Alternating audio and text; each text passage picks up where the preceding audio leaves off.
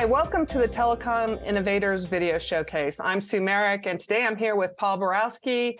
Paul is the Chief Growth Officer at Comviva. Hi, Paul. Thank you for joining me today. Hi, Sue. Thank you for having me.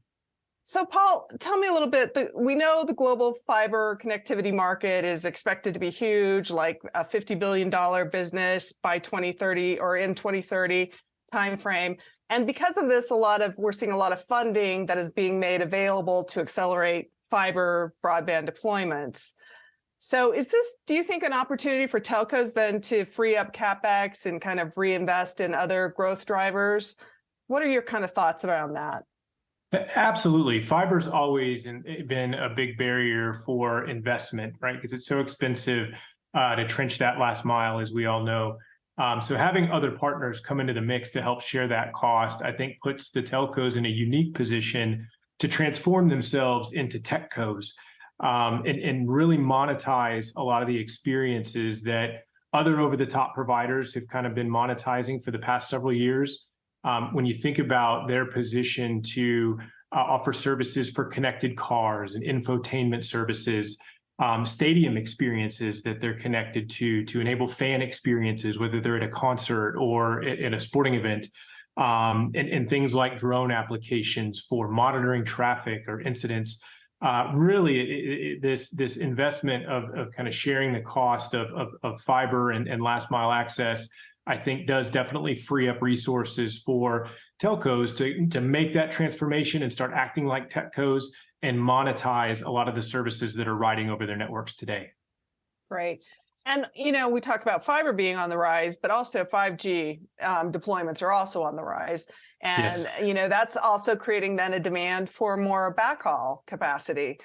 So how critical is it for fiber companies to kind of have an agile, flexible, and extensible business support system to support all these types of like services like backhaul and other types of services? Oh, it's absolutely critical, Sue. I mean, the only thing changing faster than the buzzwords we like to use in the industry on a day-to-day basis are the experiences that customers want to consume over these networks. So you think about the ability to configure network, configure compute, and then have software sit on top of that in a very agile fashion. At Comviva, our BSS platform, Blue Marble, is modular, is cloud capable. It's built on a foundation of microservices so that we can come in with an end-to-end offer to help configure those services. Or we can fly in formation with existing assets that the telcos have today that they're still utilizing that may not be as flexible for enabling some of those new experiences. We're open API structure. We're TM Forum compliant with both our API gateways and our catalog. So Blue Marble has really been innovated specifically for enabling those 5G experiences and can be customized and configured to meet the needs of the telco however they see fit. Great. And so what about the telco state of readiness, especially when it comes to realizing new revenue streams around, we hear about these things like edge computing, IoT, and private networks, but what types of business support services or systems do they need in order to kind of grow these new services that the industry is talking about? Yeah, great question. I mean, the telcos and all of us are really kind of coming out of the COVID era. And one area where I think we saw the telcos respond extremely well was building out network capacity for all the remote work. We're essentially kind of a remote economy for that 2-year window. And I don't know about your experience too, but my network performance and my connectivity didn't really blip at all. I think the telcos responded in a big way to that.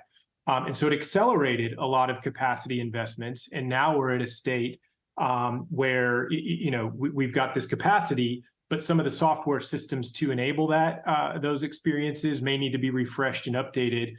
Enter Comviva and enter Blue Marble. We feel like the timing is right for us to be able to bring, the modular capabilities that we talked about in the previous question to the telcos to help their BSS systems now catch up and be ready with the network capacity that they've enabled. It is interesting. It does seem like the BSS systems always kind of play catch up a little bit. They lag that a little bit. Absolutely. That's kind of a historical thing there that seems to be true. But well, what's the point of configuring a lot of fancy services if the network can't support the experience you want to give, right? So it's a little bit of a chicken and egg. Yeah. So how important is it that this kind of leads to the question that I'm have about for a telco then to have a robust BSS so it can kind of create these new offerings quickly, automate order and deployment and provide self-service for the customer? Yes, very good question. And so we talked already about some of the technical bits and bytes and capabilities of Blue Marble, microservices, cloud aware, open APIs. It's going to take more than just the telcos to enable a lot of these experiences.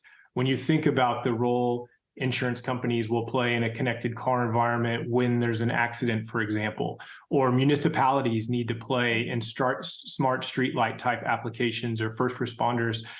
What's important is that the BSS for 5G experiences can support ecosystem partners, which we do. We have integrations with third parties for both enabling the experience as well as commission models. If you're selling services through a third party into a local municipality, being able to support resellers that are providing the services in a more localized, format and template. So we can support partners with commission models from our BSS. We also have a catalog that's built for supporting configuration, pricing, and quoting. So automated CPQ capabilities so that we can put an offer together and let partners and wholesalers select what aspects of that offer they want, and then get pricing for that very quickly. So you've got automated CPQ that kind of brings all those different components together: network, cloud, and compute. And then finally, even self-serve models. That's really kind of the last pillar when we think about how we're trying to empower the telcos from a go-to-market standpoint, is giving end customers the ability to make configuration changes on the fly. Maybe they need to increase network performance and reduce delay and jitter for video streaming. Or maybe there's a peak bandwidth period during rush hour where they need to configure more capacity and bandwidth.